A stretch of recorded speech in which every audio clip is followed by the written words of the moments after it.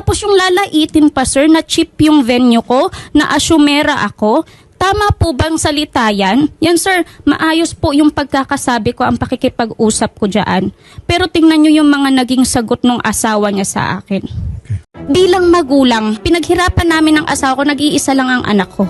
Sinong magulang ang bigyan ng cheap na party ang anak? At saka makikita nyo yung setup, hindi biro din yung setup.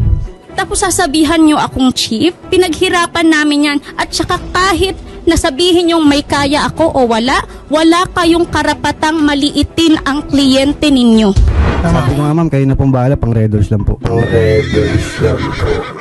Ah, ikaw ba yun? Ma'am, ako po yun. Ayun, sir, humingi pa ng pang Red Horse.